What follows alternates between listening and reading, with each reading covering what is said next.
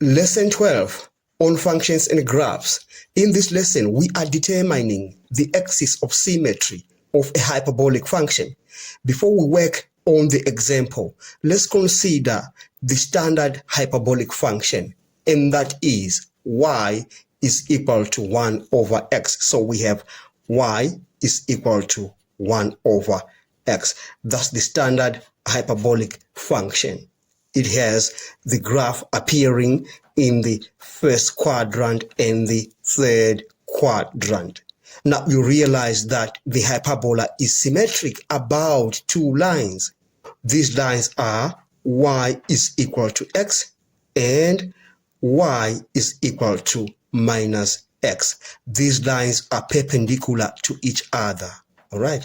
Now let's consider a shifted hyperbola, the standard form of a hyperbolic function, and that is y is equal to a over x plus p plus q.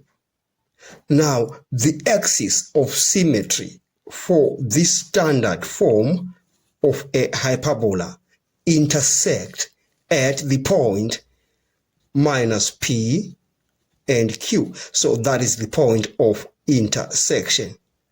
Now they intersect in such a way that we are going to have two lines.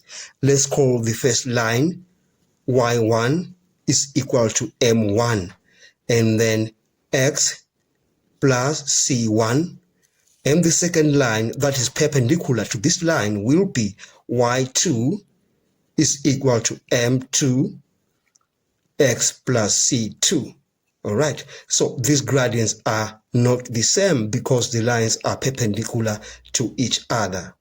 Now we are going to say, since the lines are perpendicular to each other, we shall say y is equal to x plus c1 and y is equal to minus x plus c2.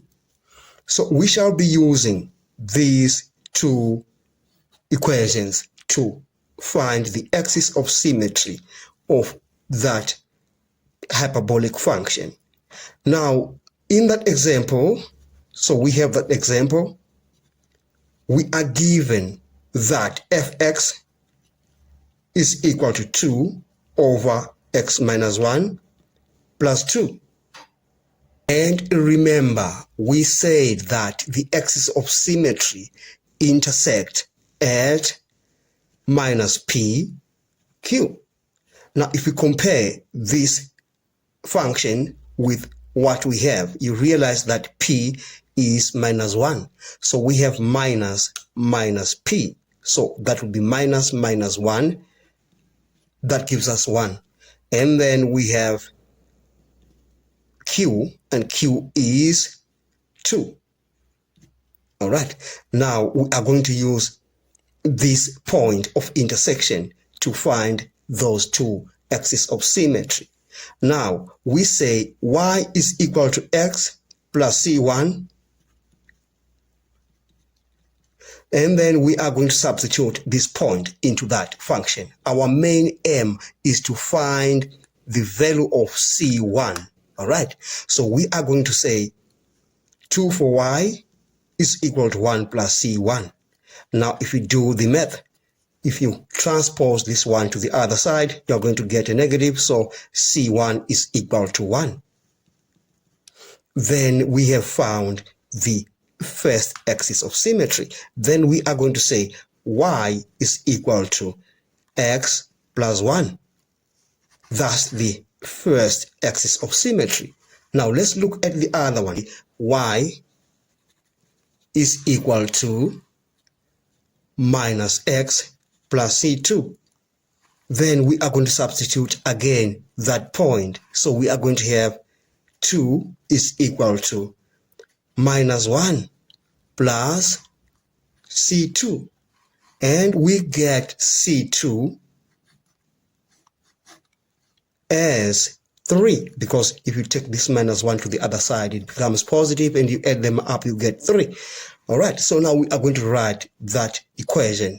We are going to say now y is equal to minus x, you remember there's a negative on x, plus 3. So we have managed to find the axis of symmetry. The first one and the second one. We have come to the end of this lesson. Thanks for watching. Please subscribe, like, share, and comment. Enjoy your day.